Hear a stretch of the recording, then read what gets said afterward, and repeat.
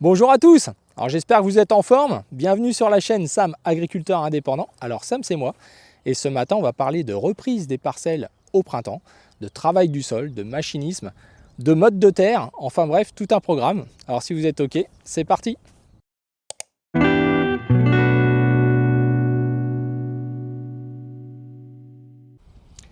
Alors c'est parti pour cette vidéo machinisme et réflexion ensemble sur la reprise de nos terres au printemps.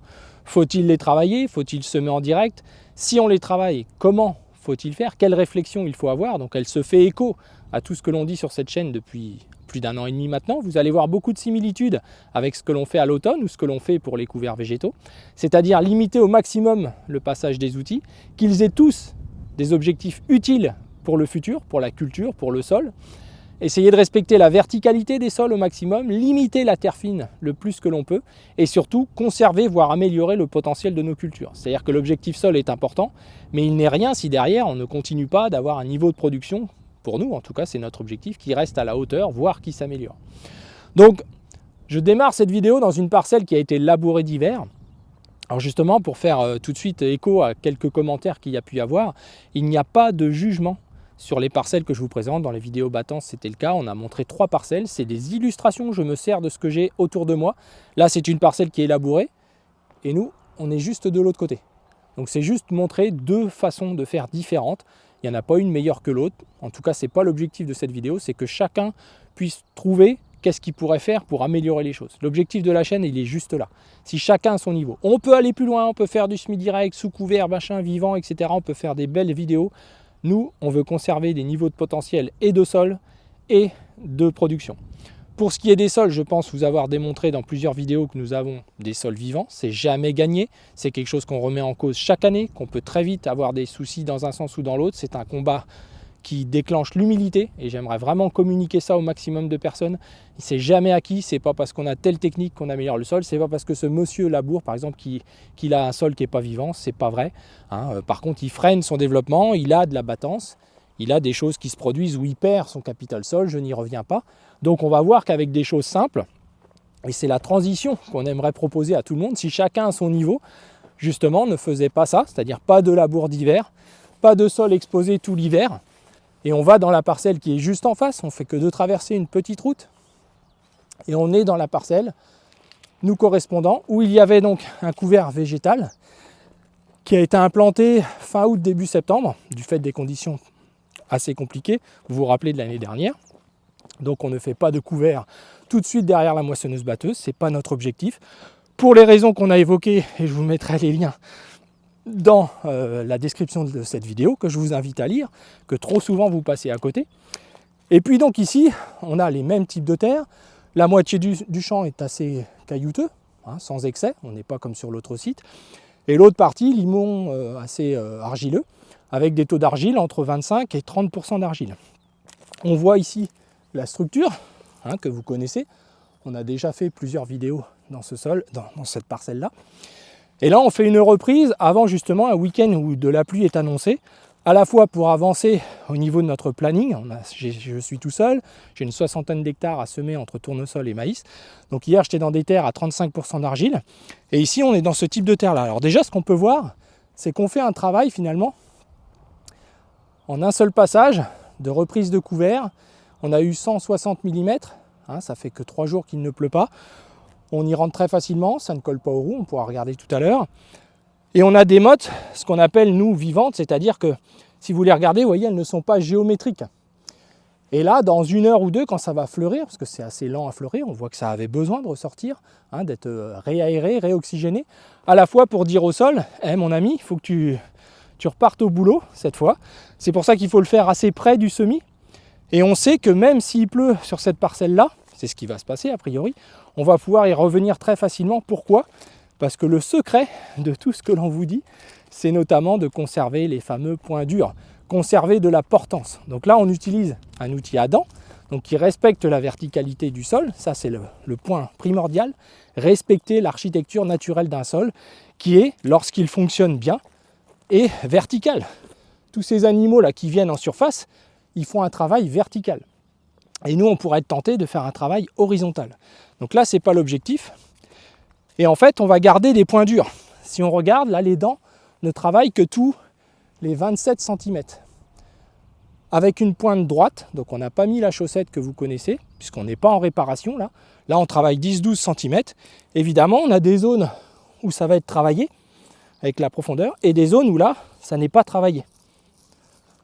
Et on retrouve une dent ensuite derrière. Donc ça, c'est le principe de garder la portance. En fait, les dents vont éjecter de la terre de chaque côté qui nous donne l'impression que l'ensemble de la parcelle est travaillé. Alors ça a plein d'utilités, ça a l'utilité que je viens de décrire, d'essayer un petit peu de faire fleurir. On est ici dans des sols froids, hein. On est sur des 1,50 m, 2 m de limon argileux, donc sol froid. Là il y a un petit peu de cailloux qui améliorent ce petit réchauffement. On a aussi des plantes qui commencent à arriver, qu'on n'avait pas dans le blé qui précédait, mais qu'on voit arriver d'année en année. Donc ça, il y a des gestions chimiques qui ont changé ces dernières années et qui font qu'on a un peu oublié nos amis les chardons. Donc là, j'ai du tournesol derrière, donc par ce travail-là, déjà, on va avoir un désherbage, et comme on travaille à 10-12 cm, on va avoir une incidence un peu sur le rhizome. Et l'objectif, c'est que cette parcelle-là va être reprise avec un outil soit à dents, soit à disque, après la pluie, et juste avant de semer. On ne va pas le faire 5 ou 10 jours avant. Et on va donc, dans ce cas-là, éviter la terre fine, puisqu'on n'a déjà pas fragilisé le sol par rapport à ça. On reste sur un travail qui est un travail de réchauffement et un travail de verticalité.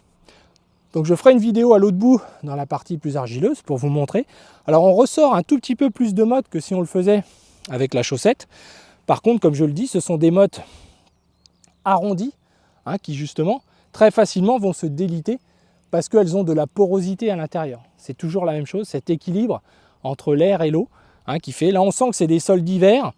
On a même avec la pluviométrie une certaine odeur de sol humide, et on voit que c'est nécessaire, que ça va être utile, que ça va dynamiser le sol, et que même s'il pleut légèrement dessus, ça va fleurir en quelques jours derrière. On sait que ça va être très très facile. Mais parce qu'on ne fait pas de terre fine, hein, c'est vraiment la clé. Alors sur l'autre ferme, on ne va pas travailler ça d'avance parce que ce n'est pas des sols aussi froids. Il y a aussi une histoire d'organisation. Là, il y a 25 km avec l'autre ferme. Donc certainement que lorsque l'on fera ça sur l'autre ferme, on va pouvoir semer directement avec le monograine derrière, selon les types de sols, parce qu'il y a des niveaux d'argile plus faibles, une pierrosité plus importante. Donc ça va être en fonction de ce que l'on va voir. Voilà. Alors on aurait pu reprendre ça avec juste un outil type canadien directement, mais là on aurait déjà fait de la terre fine au regard de ce qui est annoncé, et on n'aurait pas forcément refait certaines portions où on estime que un travail légèrement plus profond, notamment pour les chardons, peut être un peu utile et va améliorer justement cette histoire de remise en route du sol, de dynamisation. Et on ne veut surtout pas faire de la terre fine tout de suite puisqu'on n'envisage pas de semer. Donc c'est une bonne alternative, ce travail vertical, et qui peut aller vraiment dans tous les types de sols. Alors c'est vrai que dès qu'on dépasse les 30% d'argile et qu'on n'a pas de recul, c'est-à-dire qu'on n'a pas une structure, je ne sais pas si vous voyez bien, mais qui soit vraiment comme là, assez vivante, hein. On est sur les turicules, en séchant ça va se voir davantage, ils vont apparaître, vous voyez, c'est eux que vous voyez là, légèrement plus clairs. Ils vont apparaître au fur et à mesure des jours que ça va s'assécher.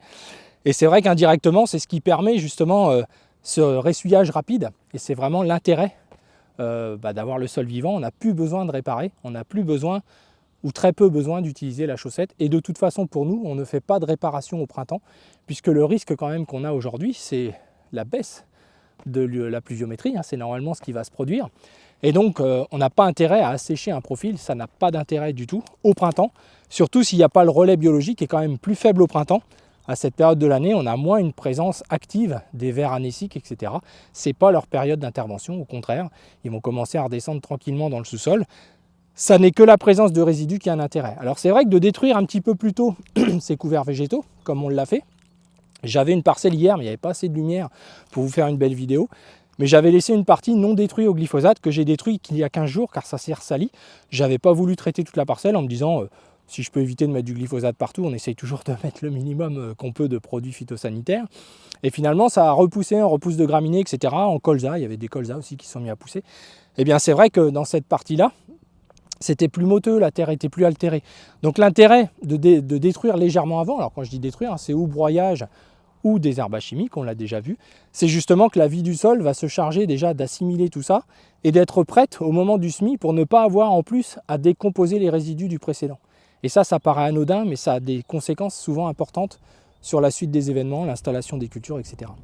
Alors vous allez me dire pourquoi on travaille. C'est vrai que pendant des années, des structures comme ça, vous n'avez pas envie de travailler. Vous semez même directement. Alors déjà, la première chose, c'est l'aspect désherbage. Vous voyez, ça c'est des petits gaillets qui passent au travers au moment où on fait le désherbage glyphosate. C'est les repousses de chardon, ça peut être quelques graminées qui se baladent.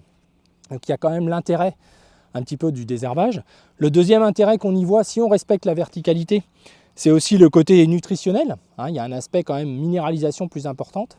Et le troisième effet qui est quand même pas à négliger, puisqu'on ne va pas mettre d'engrais starter, donc c'est l'aspect minéralisation, mais le troisième effet, c'est vis-à-vis du changement climatique, sur l'aspect de faire un petit peu de terre fine au moment du semis, et sur le sillon et sur les côtés, c'est la préservation de l'humidité. On a vu par le passé avoir des sillons qui se fendillaient. Si on a un taux d'argile suffisant, ça arrive moins en limon, mais dès qu'on dépasse les 15% d'argile, on peut avoir le sillon qui est fait par le semoir monograine, et on le verra quand on fera les vidéos au moment des semis, qui peut justement s'ouvrir et s'assécher rapidement quand on a un vent d'est comme là. Il est clair qu'en l'espace de 2 jours, quand il commence à faire chaud, ça sèche extrêmement vite. Eh bien, on a moins ce cas-là quand on a fait de la terre fine, quand on a fait du garré, comme on dit ici, un petit peu de terre. Et c'est pas négatif pour le sol. Je vous assure, les amis, à un moment, il faut sortir de tous ces extrêmes à chaque fois. Ce qui compte, c'est le résultat. Si vous avez un sol vivant, que vous êtes capable de le montrer, malgré tout en travaillant la terre, c'est ça qui compte. On voit inversement des agriculteurs qui ne travaillent que peu ou pas la terre, qui pensent observer mais qui ne voient pas que leur sol marche de moins en moins. Ils ont d'autres aspects aussi qui arrivent, des raigrats, ils en sont envahis, des limaces, etc. On voit les vidéos sur internet fleurissent partout en ce moment avec des semis, etc. Mais on ne voit jamais la suite des événements, on ne va pas jusqu'à la récolte. Et ce qui est important, c'est l'épreuve. Donc les parcelles, nous on vous montre l'épreuve au fur et à mesure de ce qu'on peut tous faire facilement, en modifiant certaines façons de faire. Et en ayant la patience, et en évitant justement les travails découverts l'hiver. Vous voyez, si j'avais travaillé mon couvert cet hiver, il serait sans doute battu. Je l'aurais mulché dans l'hiver. Là, avec les pluviométries qu'on a eues, j'aurais un sol refermé au moins autant que la parcelle en face qui est labourée. Vous voyez, donc c'est vraiment une réflexion globale qui est plutôt simple à l'usage. Donc pour finir cette vidéo, on va juste regarder un petit peu l'outil, les éléments clés qu'on a déjà parlé, mais qui là sont en action. Et puis on conclura là-dessus. Voilà, allez, on va voir ça. À tout de suite. Alors les amis, je me suis mis dans l'autre partie du champ, j'ai profité de la pause déjeuner de midi, donc pour aller dans la partie la plus argileuse de la parcelle. Donc en fait on travaille à une douzaine de centimètres. Alors évidemment on voit que ça fait un travail un petit peu impressionnant entre les rangs, puisqu'on a les parties travaillées qui côtoient les parties non travaillées, au milieu, entre les dents. Et puis on a l'ensemble rouleau, herse, qui nous refait un contact sol et qui permet justement une consolidation du sol. Alors en fait, là les mottes vont fleurir gentiment et d'elles-mêmes finalement se défaire tranquillement, en sachant que je prévois un autre passage d'outils certainement par rapport aux conditions que nous aurons ce week-end, et qui devra avoir une incidence forcément sur la parcelle. Alors on va conclure cette vidéo. Alors je pense que vous êtes tous en ce moment en pleine action justement, ou à vous poser la question s'il faut intervenir ou pas. Alors peut-être que vous êtes comme moi avec une certaine surface à faire. En étant seul, il faut aussi aménager les choses. Donc là, on ne prend pas de risque puisqu'on est sur un sol avec une bonne structure. Ce qui nous permet évidemment d'envisager les choses un peu différemment. On fait une reprise de travail du sol qui permet aussi, après les longues périodes pluvieuses que nous avons eues, d'avoir un effet dynamisant sur des sols froids. On n'aura pas le même comportement sur l'autre ferme, mais je vous en parlerai. Je vous montrerai concrètement pourquoi on fait un travail différent là-bas, notamment la présence des cailloux, le squelette que ça fait sur le sol, le réchauffement. Donc on en vient vraiment à l'effet que ça va avoir sur la culture suivante. On en espère évidemment un résultat de ce travail du sol. Il n'est pas là juste pour faire joli. On a une consommation aujourd'hui d'environ 8,5 litres de l'hectare, donc le travail on ne peine pas, on est à 9,5, 10 à l'heure, et on travaille donc sur une profondeur relativement faible, mais surtout dans un sol qui n'a pas nécessité à puissance, puisqu'on n'a pas une densité, on en a déjà parlé, élevée du fait de l'équilibre des porosités. Voilà les amis, alors on pourrait en faire un livre, on aura l'occasion d'en reparler. Je pense que de voir les outils en action, ça n'a que peu d'intérêt, il y a des vieilles vidéos qui le montrent, et jamais aussi bien que d'autres chaînes sur le sujet. L'idée, c'est ensemble de réfléchir à des choses simples qui sont finalement accessibles à tout le monde, sur l'aspect travail qui peut se faire avec un outil porté, on en a déjà parlé, sur le principe de la micro-fissuration de printemps, qui n'est pas une réparation, mais qui est une dynamisation en conservant les points durs qui sont le secret de cette chaîne, sur ce sujet-là en tout cas. Écoutez, je vous dis à bientôt, pensez à vous abonner si ce n'est pas encore le cas, pensez à partager, pensez à commenter et à me faire part de toutes vos interrogations ou vos réflexions, c'est toujours utile pour chacun d'entre nous. Merci beaucoup, à bientôt.